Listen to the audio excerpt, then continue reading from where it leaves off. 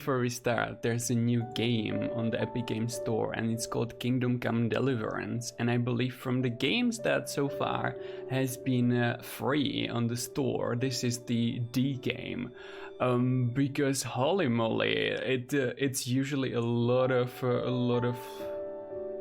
it's usually very pricey, like $60-$80 does it cost, and it's an RPG, and I have a little part in my heart is connected with that game because it is here in the Czech Republic. It is definitely, the story is around some events that has been happening here, and yeah, it's like the game is so much focusing on realism, and yeah, it just looks cool. Like, for example, you need to have a skill, like RPG skill in the game for having the ability to play it.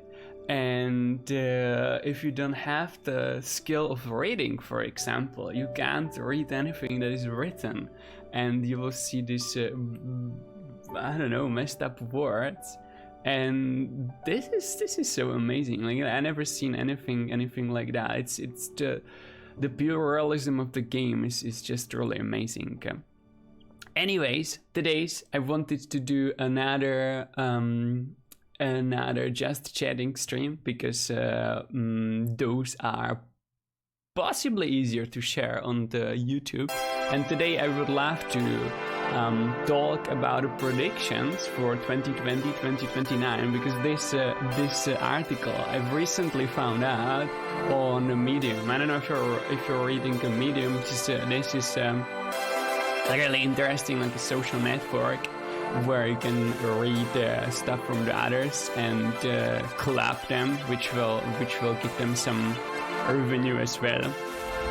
Anyway, so this guy, Ben Longstaff, he made a few predictions how the next decade should or could totally look like, and I agree with most of them. There's some that are okay, whatever. Anyways, so the world as we know is about to change fast. Like, who would have guessed, right? That is happening every few decades, every decade as such.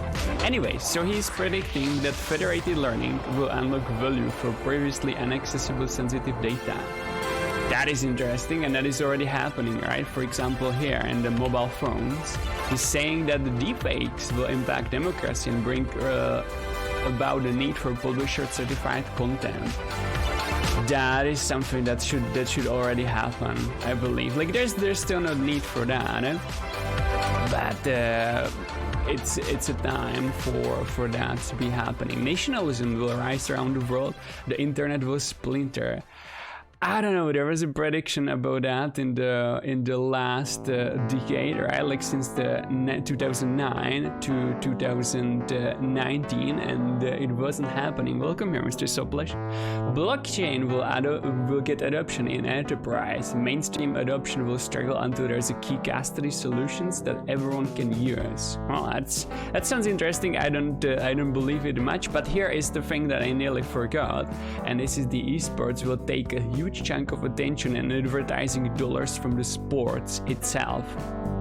I totally agree with that, and this is one of the reasons I actually started streaming, and I believe that the esports will be bigger because they're just more accessible, right? You can get there with big ease, right? Like, come on, if you want to see your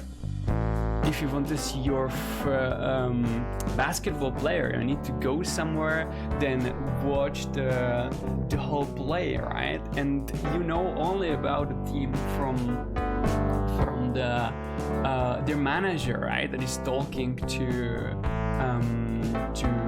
the television and so on, and you rarely hear about your teammate, but with the esports, it's slightly different, right? Like, everyone is streaming usually from that team, so you know them already. You know their stories, you know what they like to do, what they enjoy, you know their gameplay. You can see their gameplay, you can follow their gameplay. That's one thing. And second thing is that it's highly accessible, right? You can just click and you're there. And you don't need to travel to some stadium, you don't need to wait in the line, it's amazing in that. The next thing is self-driving cars will open the new businesses models, and I'm thrilled about that. I mean, come on, that's a truly future, and it's already slowly starting happening, right? There were a few predictions that it will be faster than it is already. But I'm assuming that self-driving cars is not so easy problem to be done as itself, right? Because if you think about it, if you start driving a car or anyone else, if any person starts driving a car, he goes through some school, right? That gives him a license, and then he's ready to go. And he can drive a car if he is accepted through that test, and that will never be a cause for AIs, for self-driving cars. They need to be way more perfect than you after you came from the school.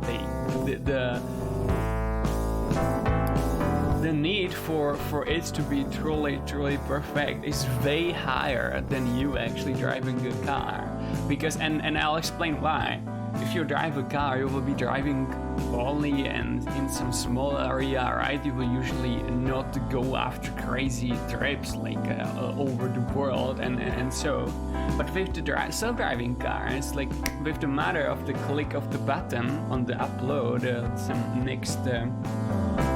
next software to your car, it will immediately be driving everywhere on the planet, right? So if there's some problem, like for example, if the car would believe that I don't know that grandpa is okay to be hit, then that would be a tremendous problem, because it will just start happening like that everywhere.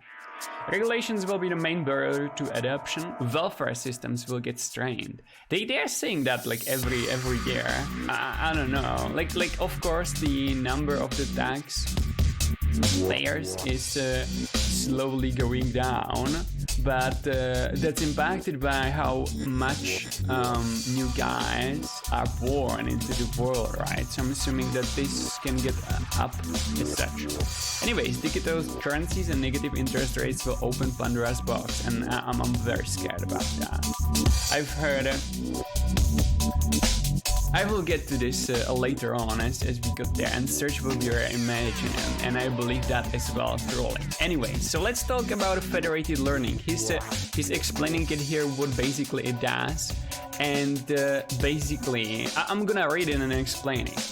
Value can be extracted from data by running algorithms over a centralized data set. As the amount of the data continues to increase, it is becoming more difficult to centralize the data, right? And in 2018, hey, there's gonna be archive of this stream, Mr. Dan. There's gonna be archive on the YouTube. In 2018, it was approximated 2.5 exabytes. Is the new data that was created daily, and 90% of that data, you would be shocked, 90% of the data that was created online, right, was made in the last 2 years, which is sick, right? And for that we have the machine learning, right? But the problem is that the solution to this is the new field of machine learning called federated learning. Instead of sending the data to the algorithm, you send the algorithm to the data, and you may have already experienced the benefits of federated learning before even realizing it. When you type a message on your phone, you get the free options of what the next word might be. These recommendations are generated by the machine learning model, and the privacy laws stop Google and Apple from sending your private messages to their learning algorithms. Instead, they use federated learning to train the model on your phone. So what does it mean? The thing is that nowadays the field of the machine learning, how it works, right? You have some algorithm, and it needs to process thousands of data, different data. Let's say that you have a pictures, and you want some computer to find out from these pictures what is the zombie army, right? So it goes through the all data, it goes through the all pictures until it finds something that is similar to the explained picture. But the problem with that is that you need a tremendous amount of the data, which we have. That's not an issue. Why is this going still? Okay, going stop. Which we have, and that is not an issue.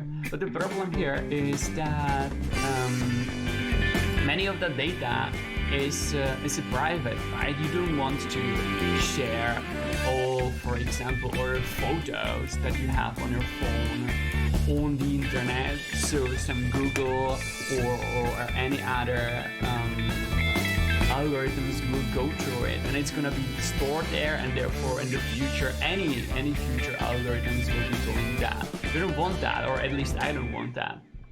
That's why there's this federated learning, which is basically that the algorithm comes to your device and then it's going through the data on that device. Of course, it's not that effective as the servers somewhere, because that servers are way more powerful than your mobile, but you have your private info, right, which runs multiple implications, and there's for example the medicine, right? Like, for example, you don't want to share your medical data with your state or with Google or with anyone else, and that is why is actually predicting something that you will have some custom hardware, like a USB flash disk, where you will keep all your data safe, right? And you will be just sharing that when some doctor needs it, right? So it's not gonna be some data somewhere, it's just gonna be your access to the data. And it doesn't need to be hardware based. It could be somewhere online, but it could be encrypted, right, by some of the key that can be actually changing like that, and therefore you can give your doctor only access to some of this data, and only for some time, right? Deepfakes. That's another thing from these 9 predictions. Deepfakes will be tremendous problem. I don't know if you've seen this deepfake video, and this is really amazing because there are 2 guys actually in it. Place me. many people are not able to distinguish this guy. This guy is called Bill Hader, right? And he's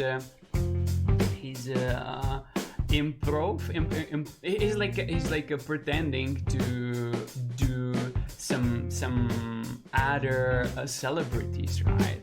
And there was another guy who went through the deepfakes over this video, and if you see it correctly, like this guy, this Bill Hader, he's not very pretty and so on. He has a really terrible teeth, and if you look at the teeth explicitly, you will see that he will become a Tom Cruise at some point, and this is a Tom Cruise, right? You see here his eyes.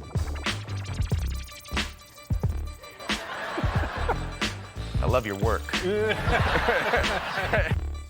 See? Oh, thanks. And now he's back to the Bill Hader, and the transition here was so seamless that it's amazing what the computers can do, right? He keeps the whole face onto this guy, and if you think about it,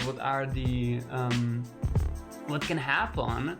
Someone can totally fake your president or your political official, and he can play some talk, right? He can be talking like me here, and then someone fuses this face on top of it.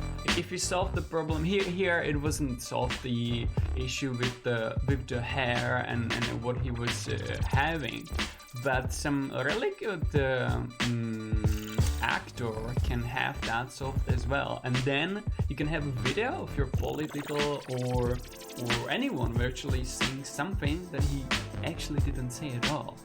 So this will came with different perspective of us on how we look at the video, right? Like before Photoshop, if someone has seen the photo, he was 100% sure that it's correct, that it's true, that it can't be fake, right? And after the Photoshop came, then everyone is like, it's possible Photoshop, though it was possibly a fake one, right?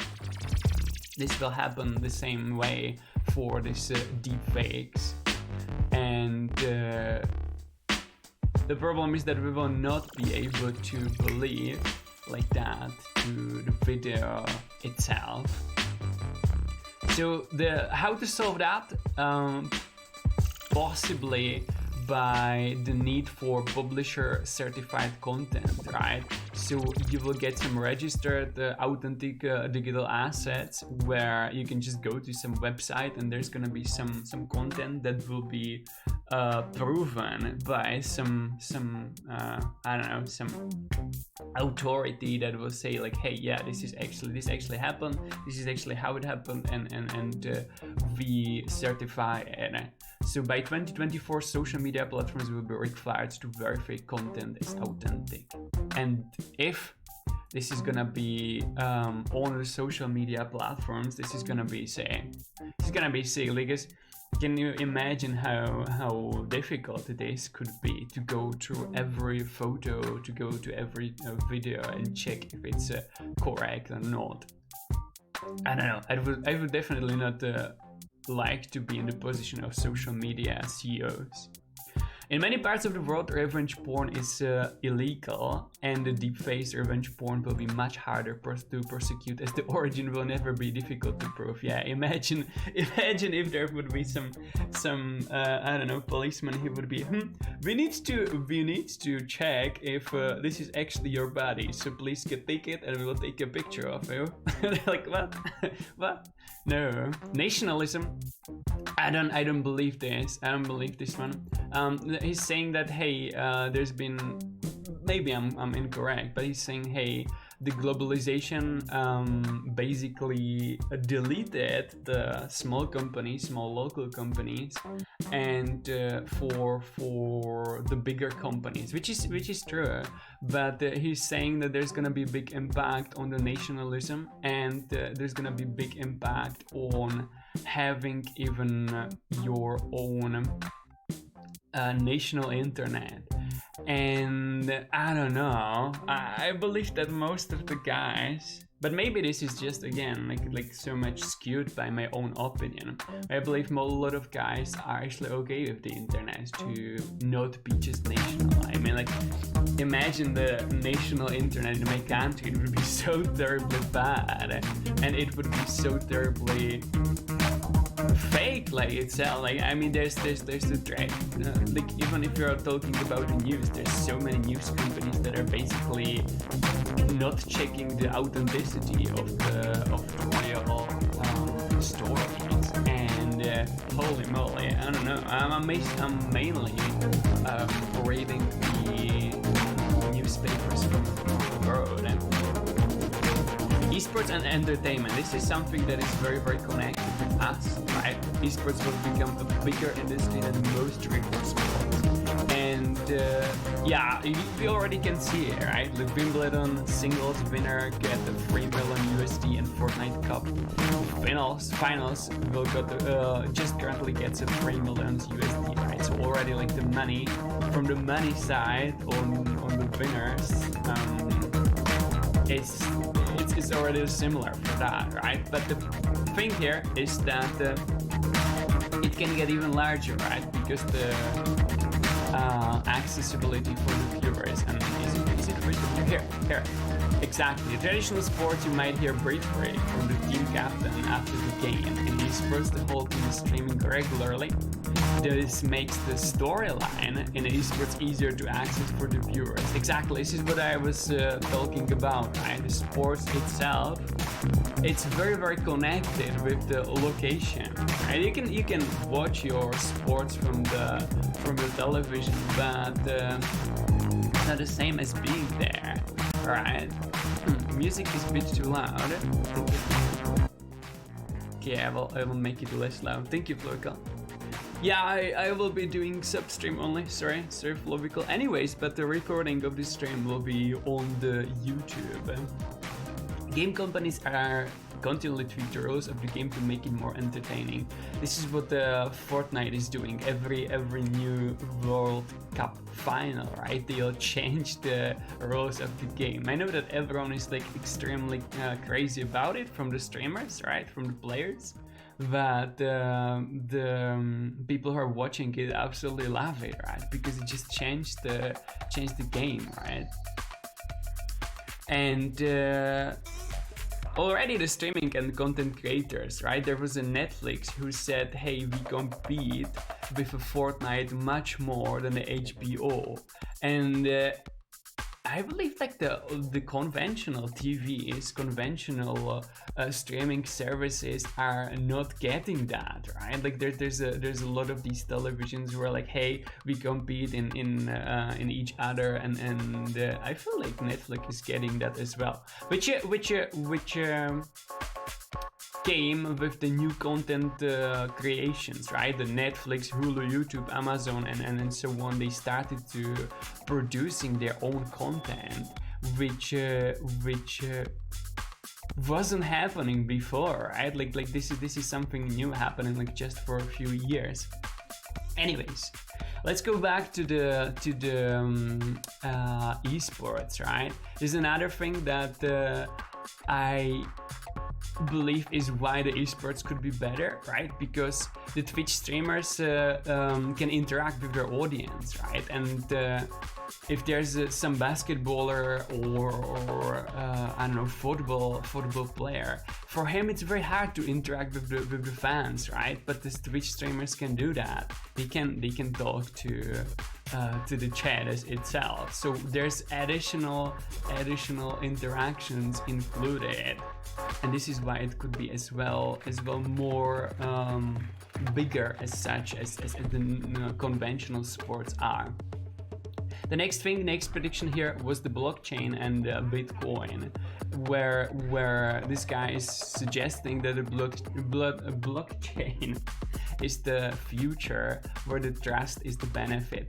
And there's been a few speculations about the Bitcoin in the past, right? Like the thing here is that every some big amount of the blocks in the Bitcoin, the mining reward is cutted, right? They call it the halvening, and it happens every few years, and you can kinda predict when it will happen, right? And therefore all these predictions are based on these halvenings, right? And then there was a John McAfee, which is he made some software. I believe the McAfee is his own software,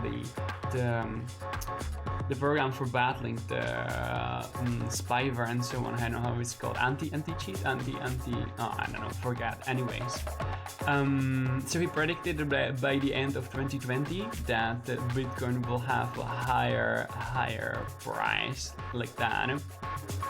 There are a few other interesting parts, right? But the thing is that currently it seems that it's the best for storing the value, right? Yeah, exactly. As the currency itself, Bitcoin just failed or did fail, but as a store of value, it succeeded tremendously, right? Like imagine cost of bread in 1915 and in 2019 is nearly the same, but this changed tremendously as such. Anyways, next thing, self-driving cars, and we talk about this a lot, right? But yeah, like everything in the world is slowly going towards zero, right? And there's a big prediction here that even the transportation will go towards the zero as such. There's which will like bring some different perspective on how we perceive the transportation right now, right? There could be there could be some business models that doesn't make any sense today's. There could be mobile food preparation. So for example, you call some, I don't know, you want a pizza with pineapple, and it will be made on the way as it's going towards here. And there could be more these connected with the self-driving cars as such, right? There could be predictive shipping, which already Amazon is trying to do, right? Like he's measuring, for example, if you buy printing device there, and you need to buy regularly the cartridges right there because you want to print something and you need the ink for that. And if you're buying it on the Amazon is keeping the track on when was the last time you bought this ink, and he's predicting when the next ink will be, and they will send you an email. Hey, isn't your ink going already down? Don't you want to buy another one? If yes, click here. And this is basically predictive shipping happening already, right? But this could get with the self-driving cars, this could get to next level as such, right? Because you can basically predict when it's gonna happen, and you can send them something like that. Hey, we happen to have your next ink near your doors. Do you want it?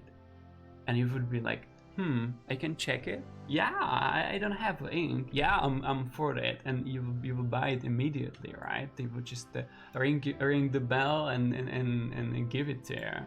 Of course, it needs to be self-driving, right? And no real people can do this because it would be costly. Next thing, mobile offices for working commuters. I don't know if this is. I don't believe this one that much. I believe that this is kind of cute. I feel like when you need some mobile offices, you can do it actually from your house, from your home, and I believe there's gonna be bigger need for that than actually from having some mobile offices as such. Cap, welcome here. Home showdowns for do-it-for-me generation, making returns as convenient as delivery. And yeah, I know this is not worded like very nicely here, but this is already a stuff, right? Like sometimes people, I don't know, let's say they buy shoes, right? And they found out at home because they bought it online. They do find out that, hey, it's actually not a good shoe for me, so they need to give it back. But imagine if there would be already self-driving car waiting for that. They would say like, hey, okay, so in the Friday we will come with the car and take it back. And that could simplify everything, right? You don't need to go to the post and send it through the post services and so on. On-demand access to low utilization items. That is interesting, but I don't know. Like there was an idea here in Czech Republic. There was a guy, and he was a CEO of a very big company, and he was doing something like that. And it could be like 100 years ago, and he was doing it with some food. I believe it was milk and bread and so on. But I don't know how possible it is nowadays. It was possible back then. Anyways, next thing, 7 from the 9, these predictions for the 2020, and there's a this is what we have been talking about, like that. Right? The amount of the people who are paying the taxes is growing, but way slower than the amount of the population. And this is very, very seen in Australia, right? There were 13.1 million people who paid the taxes in 2008, and 13.5 who paid the taxes as such. But I don't know what kind of the taxes they do have there. Anyways, over the same period, over the same time, right? There's over 2 million new guys have been born already in Australia as such. So the tax-paying population increased by 2.9% and the overall population by 13%, which is gonna be way harder to get all these welfare systems in the future for the countries like Australia. And supposedly this trend is not gonna stop for some time. Like, there's some predictions that and there was a really interesting TED talk about this, that it will stop at some point, like the new population happening, because the trend is going there. Like there's less and less children being born overall, and we're still not yet there. I believe the trend will stop in 30 years from now, like 2050, but till that time the population will be still increasing overall, like over the whole world. Next thing is the cashless and sovereign currencies, and this immediately brings me interview that I've seen between a guy who has a bank and between a guy who is Visa or MasterCard CEO, and he was basically a MasterCard or Visa guy. I don't know who was that, and you can't find the original talk show or the discussion, the interview, and he was basically proposing like, hey, we need to get the cashless because you can pay faster, you don't need to care about the money and so on. But the bank guy was like, yeah, but if we do that, there's gonna be the minus interests that the states will be bringing, right? And this is something very similar that is explaining this, and I will read it out loud. In the cashless world, there would be no lower bound on interest rates. A central bank could reduce the policy rate from, say, 2% to -4% to counter a severe recession. See? The interest rate would transmit to bank deposits, loans, and bonds. Without the cash, depositors would have to pay the negative interest rate to keep their money with the bank, making consumption and investment more attractive. This would jolt lending, boost demand, and stimulate the economy. When cash is available, however, cutting rates significantly into negative territory becomes impossible. Cash has the same purchasing power as bank deposits, but at zero nominal interest. Moreover, it could be obtained in unlimited quantities in exchange for the bank money. Therefore, instead of paying negative interest, one can simply hold cash at zero interest. Cash is free option on zero interest and act as an interest rate flow.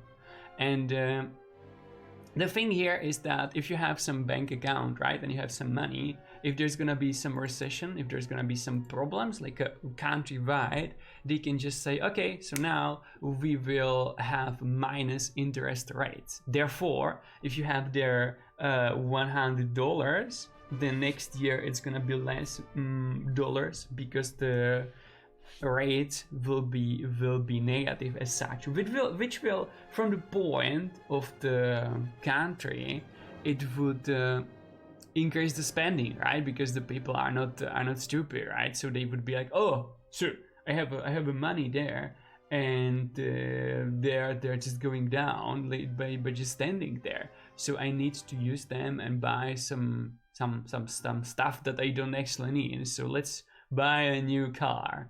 And which is terrible for the guys itself, right? They don't have any savings. They will have some stupid car that they don't want, and or they don't need that much.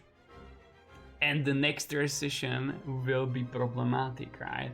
But I'm pretty sure many countries will do this to battle the recession as that, like immediately. Like the short-term solution is there, but the long-term will be tremendous, right? Because the next time the guys will not get the money for that, which will bring new things, and possibly this will bring the new ways how to store your value, right? Like you will be investing in a different times, which basically, if this happens, it will be problematic for the banks who are operating the normal ways, right? So basically like Visa and that will destroy these small banks. They call it the neobanks, the new banks that will be happening as such. This new breed of online only banks will eat traditional banks for the breakfast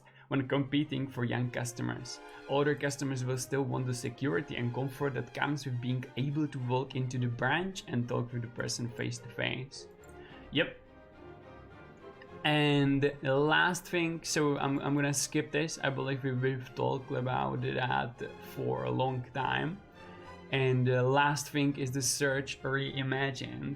And yeah, as we have been talking here about, there's like 80% of the last data that is on the internet was made in the past 2 years. The thing here is that we can assume it's gonna go up, right? And we can assume that we need to find some new ways how to search the data.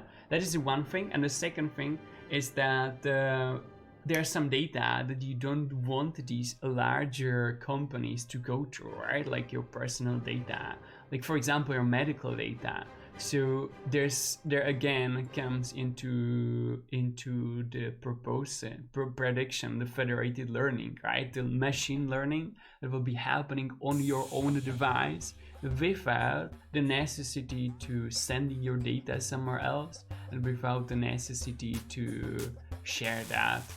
So basically these companies will share with you the algorithm and it will be happening on your own device.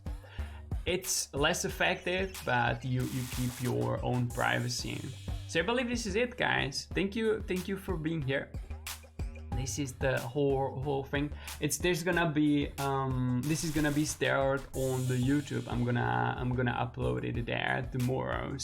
Anyways, guys, so we will be ending here. Have an amazing day, and we're gonna see each other tomorrow.